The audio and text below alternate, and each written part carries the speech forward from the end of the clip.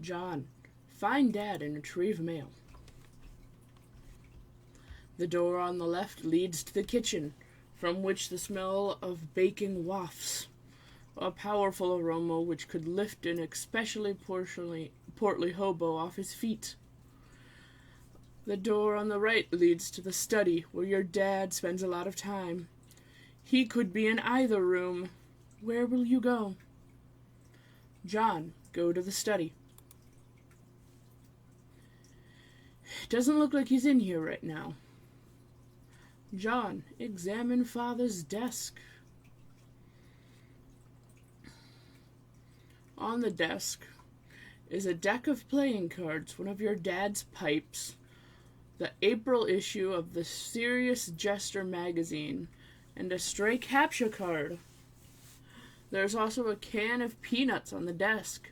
Haha, oh Dad, you won't be falling for that one again anytime soon.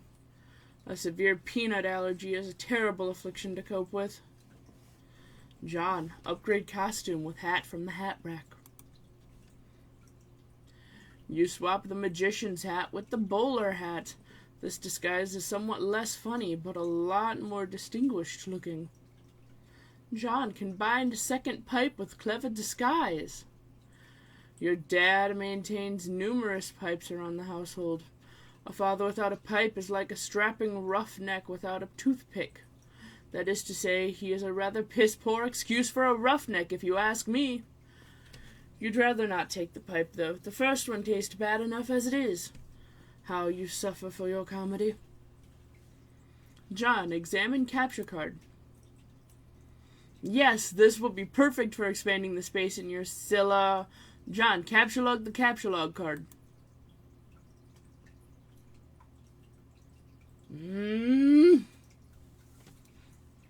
John, play haunting piano refrain.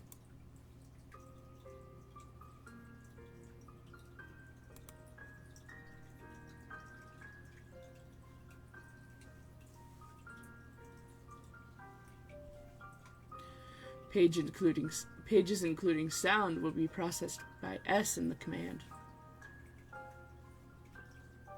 Oh, preceded by S in the command. That makes more sense.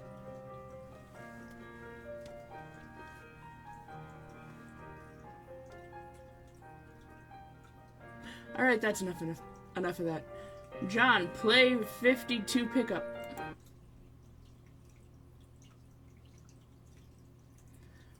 You played the prankster's favorite card game, even though you are alone in the room, thus rendering it an especially foolish version of solitaire. So stupid. Look at this mess. The peanut gallery over there is sure getting a kick out of it. You are allergic to their scorn. John attempts to leave the house.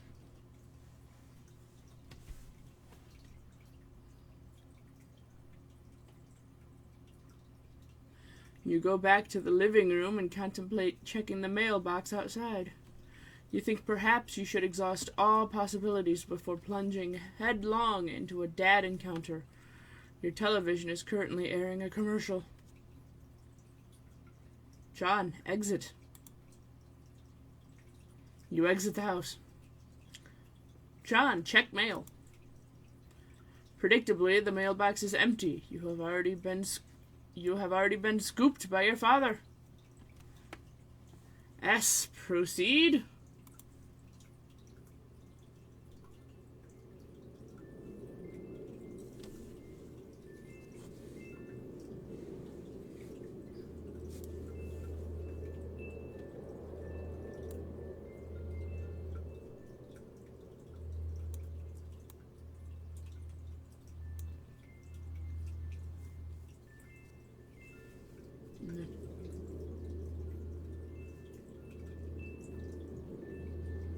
The streets are empty.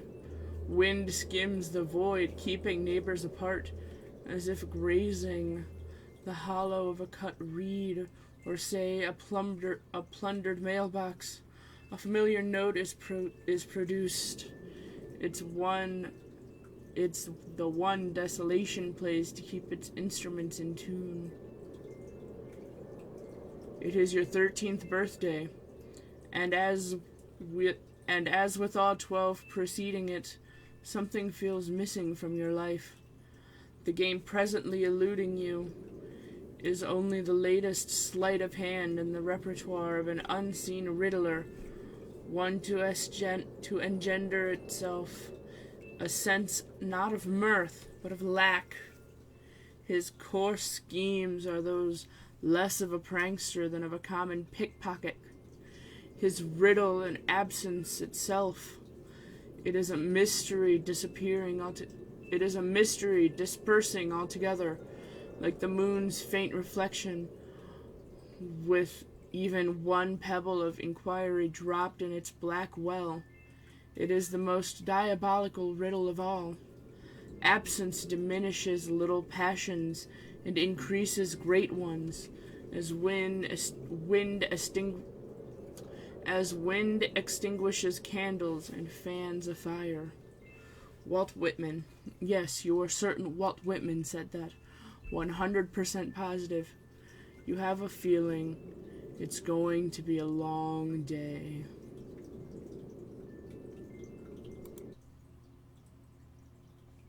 John, leave a surprise for the mailman.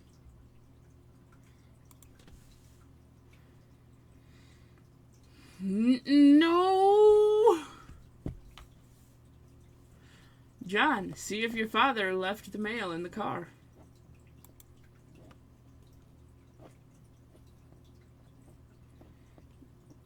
The door is locked, and your dad has the car keys? Huh. Alright, some of these are getting bigger. Hold on, let me reposition this a little. And there we go. That should be better. The door is locked and your dad has the car keys? You peer in through the driver's side window. You don't see any mail, but you do see a green package. There's also something underneath it that looks like a slip of paper. Could these items have come in the mail? You don't see anything else that's usually in the mail, like bills and coupons. Maybe your dad forgot to take this stuff inside. John, spy in the kitchen.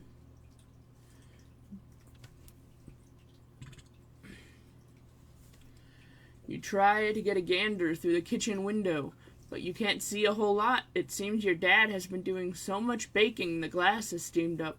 God, he's so weird. But you can see what's on the table just beside the window. It looks like the mail is there, included among it is a red package, some bills, your dad's PDA, and an envelope that appears to be suspiciously labeled with the Spurb logo. Could it be? Unfortunately, the window is locked. John, go back to the kitchen. You have no other choice. You're going in. Clever disguise, it's time to work your magic. John, enter.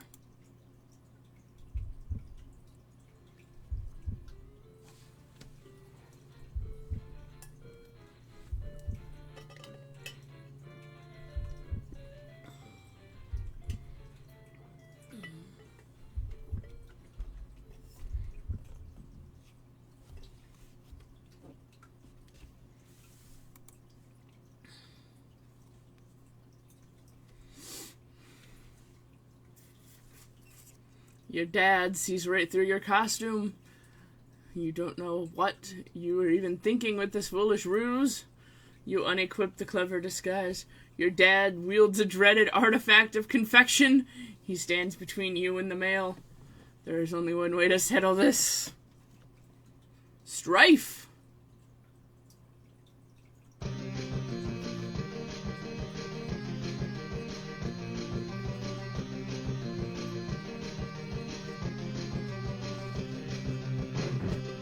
John, retrieve the package and flee to your room. By the way, you cannot pick any of these. I mean, actually, you can, kind of. Sure. Right.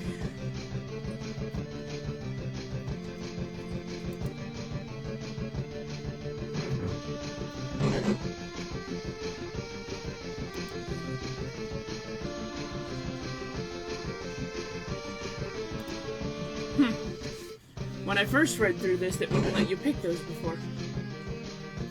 That's new.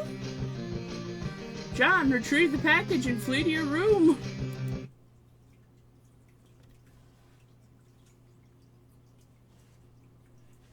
You cannot abscond. This pesky guardian is blocking your path. You will need to engineer some sort of distraction. Now he brandishes yet another artifact of confection. The man is ruthless. You'd better brace for impact of the most comedically stricken fashion possible. Equip disguise for defense.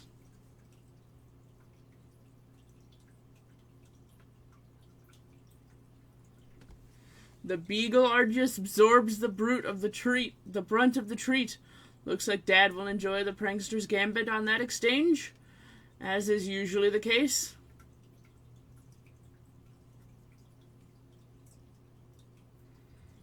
John, capture log pie tin.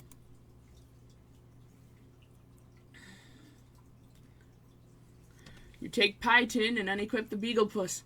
Everything in your Silodex is pushed back a card. The smoke pellets are ejected from the deck. Yes! This could be just the distraction you were. Nothing happens. What a huge letdown. Take the cake. When two great forces oppose each other, the victory will go to the one that knows how to yield. Oscar Wilde. Wise words by a man who likely could resist everything but temptation. The cake forces Colonel Sassacre's text out of your Silodex. Sassacre, you beautiful bastard. Now's your chance. Abscond. Now that Dad is busy placating the smoke detector, you can safely sneak away. John, take the PDA. You snag your dad's PDA. Maybe later you'll switch the background image to something hilarious as a prank. Besides, it may come in handy later. Your spare capture log card is forced out of the Silodex and consequently integrated into the deck. You now have 5 cards to work with. John, take package. This red package is addressed to you. Take the envelope. You've got the spurb, Betta. Get cake on couch. Or John, exit kitchen. Followed by get cake on couch. Your capture log the cake on the couch, expelling the pie tin from the bottom card. Combine the cakes to make a double-decker cake. You combine the cakes to make a double-decker cake. You then merge the 2 cakes across all 5 cards. Everything in your Silodex is smushed between the cakes. Why don't you think these things through first? John, retreat upstairs. You pause at the juncture and head down the hall. You are going to need something to clean up the mess you are about to make by dissecting this cake. To the left is the bathroom. To the right is your dad's room. It is locked. You are forbidden from ever entering. He has secrets. Go to the bathroom and grab a towel.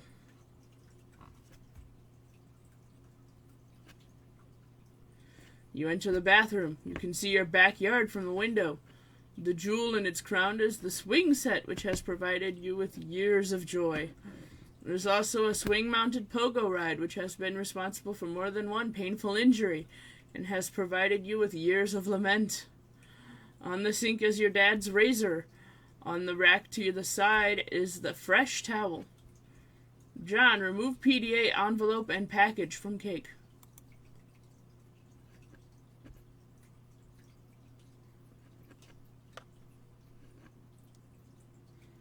You take the razor and use it to perform surgery on the cake. You take the towel and clean off the extracted goods. Retrieve your items. The items force the manhandled cake into the toilet, and just like that, your Silodex is full again. God, this thing is annoying. Go to bedroom.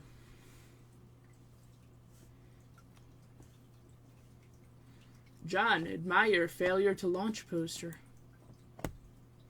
You're not usually into chick flicks, but Matthew McConaughey's cool charisma could salvage any heap of smoldering wreckage.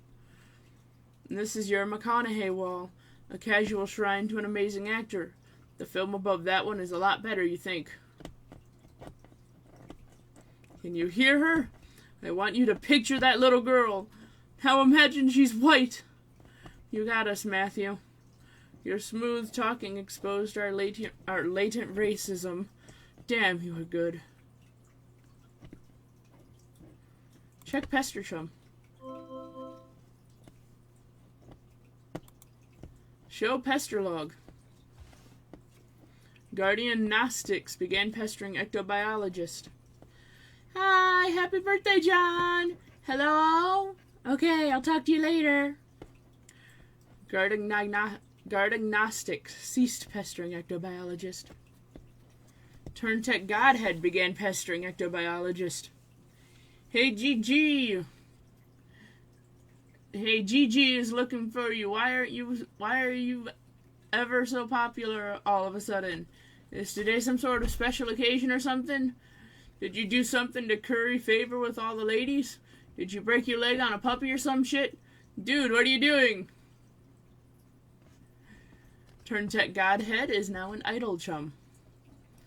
I discovered a comet that is going to destroy the Earth, and it was named after me. Now I'm famous, and everyone wants to talk to me a lot. No, stop. Just no. Don't talk about your awful, stupid movies or make references to them. Your gross man-bro crush on Matt McConaughey is an unsavory thing to behold. McConaughey. Sounds like a noise a horse would make. I.e. dumb. Equally dumb are all those pictures of the clown you've got hanging up. Those are my dad's. I was talking about Nick Cage. Oh, what? No, man. Cage is sweet. So sweet.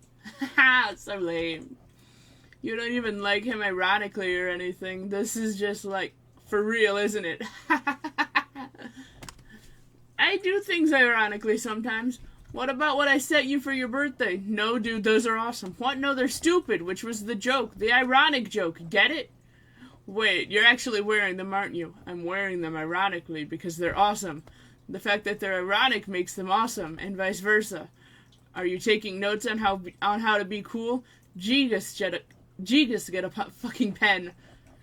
You do realize they touched Stiller's weird sort of gaunt face at some point? Oh yeah. Oh well. Anyway, speaking of which, did you get the mail? Yeah. Did there happen to be a package in there? Yeah, there's a big red one. You should probably open it. I should, but it's trapped under the Spurb beta, so I will probably open it after I install the beta. Oh man, the beta came? Yeah, want to play it? Haha, no way. Why not? It sounds so hells of boring. Just get TT to play it. She's all about that. Where'd she go? Her internet's blinking in and out, I guess. Probably be back online soon. Oh, and Christ in a sidecar. Are you still using the stack modus? Seriously, dude. You need to bone up on your data structures. That shit is getting ridiculous. Okay, I will. John, open browser and go to mspaintadventures.com. You decide to space out on the computer for a while before doing anything important. You use the Typhus web browser and direct it to what is indisputably the most amazing website ever made. Ever created.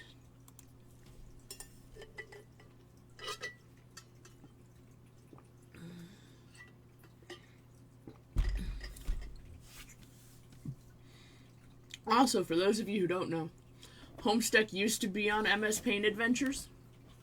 It only I guess not recently per se, but it only, I guess recently to me, which is to say not recently at all, got moved to its own website because of the size of it. Yeah. The new adventure is okay, but you're not sure if you like it as much as the last one. John, install Spurb Beta. You decide it's time for less meta and more beta. Haha, there's the joke. You insert the CD and install the Spurb Beta.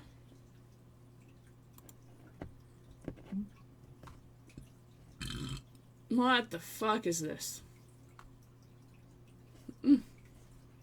John, bone up on data structures.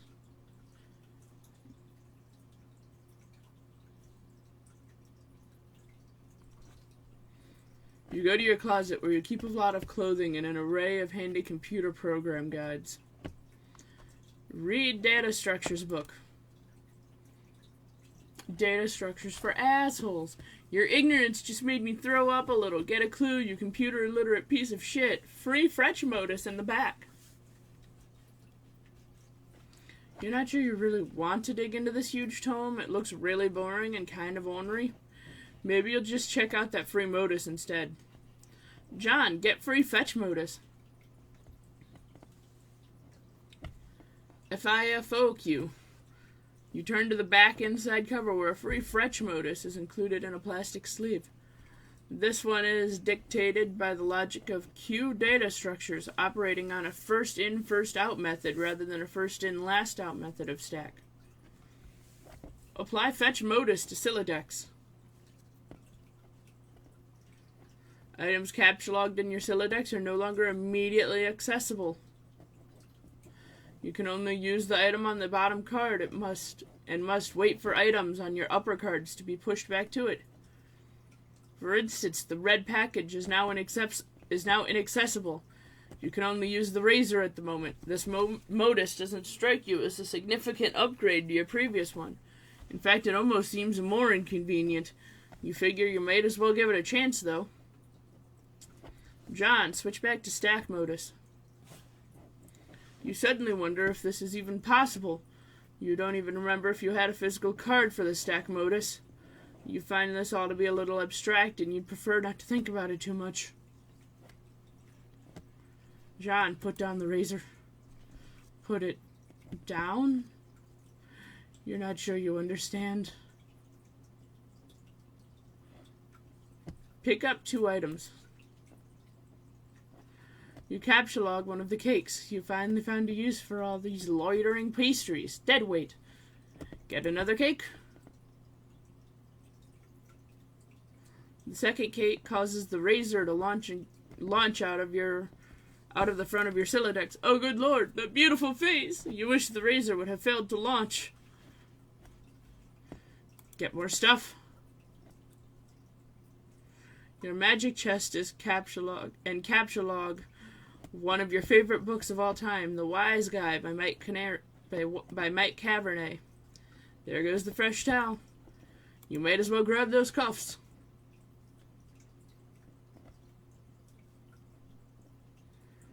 You take the trick handcuffs, expelling the PDA like a bullet. Oh, God damn it. Open up that package. You examine the package. It is from your internet. It is from one of your internet chums. It's bound in packing tape, though. You'll need something sharp to open it. Ah, of course, the razor. It's all so simple. You wonder why you didn't get razor. John, pick up the package again.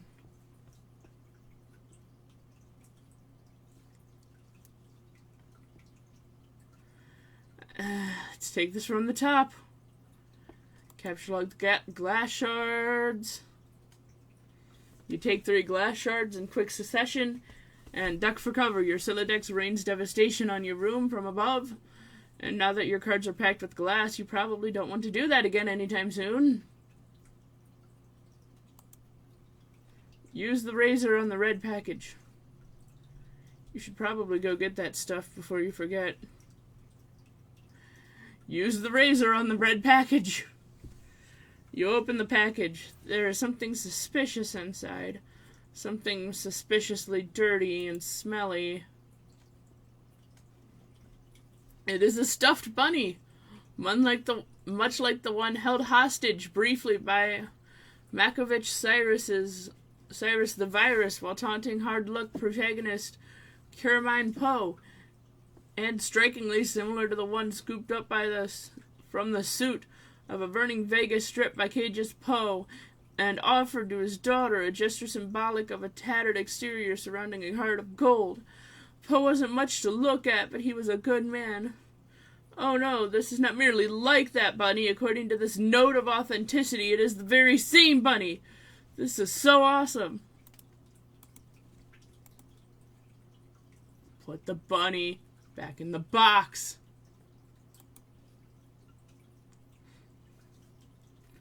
This is so awesome. Check status of Spurb Beta. Looks like your computer is trying to get your attention. Look at monitor.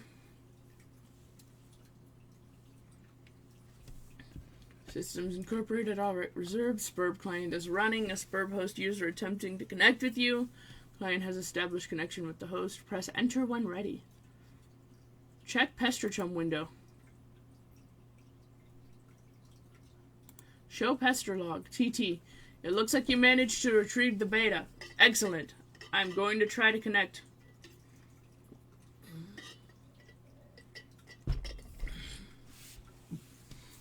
Well, okay, but I just got the most awesome present. The rabbit. So sweet. I've heard tale of this wretched creature often. Its Homeric legend is practically ensconced in the folds of my personal mythology by now. Haha, what? Why don't we focus on the matter at hand? Oh, the game. Okay. I don't really know how this works. What am I even looking at here? You are running the client application. I am running the server, so I am the host user. I have established a connection with you. This is sufficient for us to play the game. Oh, okay then. Why don't we get started? John, press enter.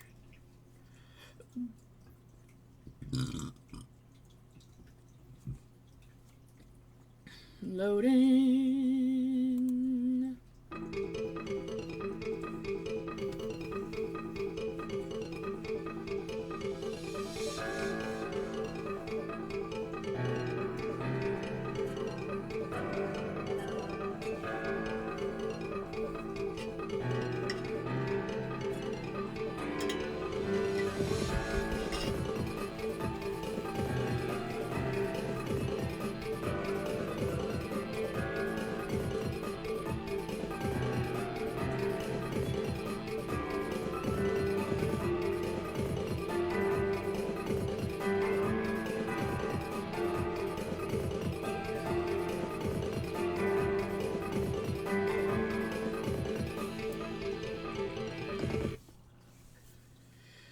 Spurb.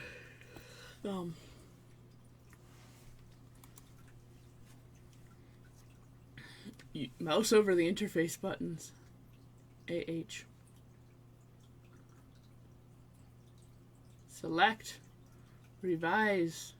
Deploy. Fernalia Registry. Grist Cache. Explore Anthulium. Alchemy Intruser. None of these are actually selectable, by the way. You can hear me clicking. TT, select Magic Chest.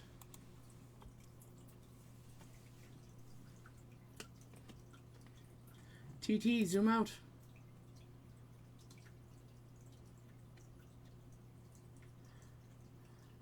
Drop chest.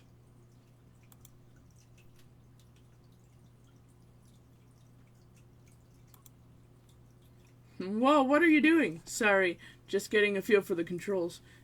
Is my magic chest on the roof now? Yes. I will try to be more careful next time. John, get the card.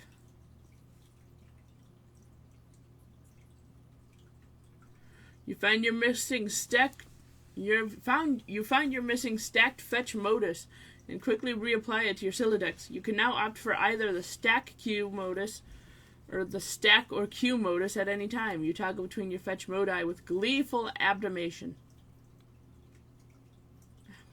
Oh, with gleeful abandon. That makes more sense.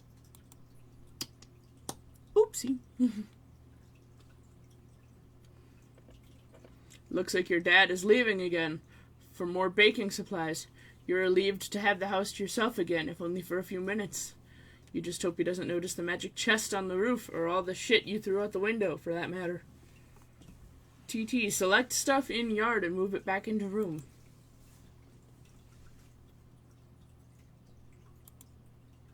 Hey, do you think you can do me a favor? Can you grab all that stuff outside my broken window and bring it in for me? I'll give it a shot. Thanks. No luck. It appears to be out of range. I'm guessing it is too far away from you, the player.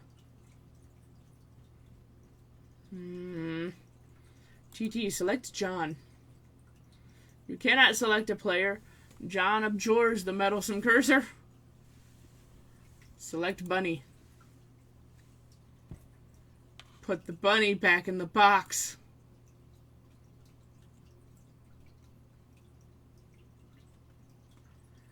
Revise room.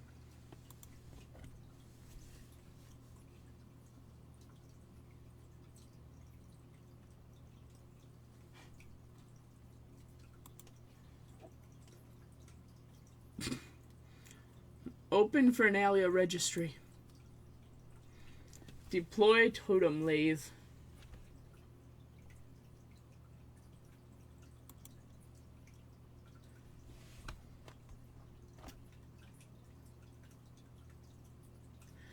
John, examine totem lathe. You don't know what the heck this thing does, but it looks neat. Open grist cache. It seems expanding the dimensions of your room cost us some build grist, but deploying the lathe did not appear to incur any expense. It looks like certain objects are freebies, probably to help you set up the game. Wow, okay, what do? I think it's up to you to find out. All I can do is drop stuff in your room and move it around, apparently. How do I move stuff around? It sounds fun. I don't think you can as the client. You need to install the server application. You should have received both in separate envelopes. I am running both on my computer right now. What? Did you get another envelope in the mail? No. Once you install the server and establish a connection, I'm sure you will be able to manipulate my environment in the same manner. Are you sure you didn't get it? Oh man. I think I might know where it is.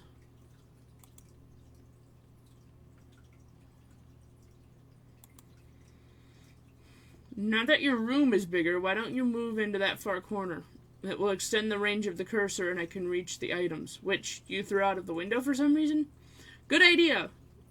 What have you been doing in here all afternoon anyway? Ugh. I was fussing with my retarded Silodex, but I think I might have it under control now. What modus do you use? I like to use trees. Oh no, that sounds so awkward.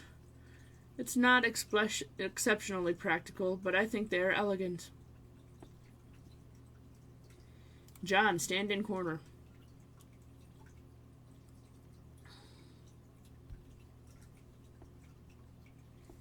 TT, deploy Cruxtruder.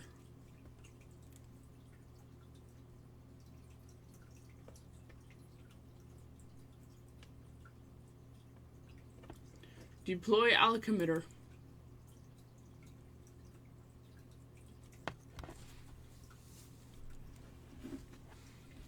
Show pastor log. Why is the floor shaking? Are you dropping more stuff in my house? Yes, 2 more large gizmos. Sweet!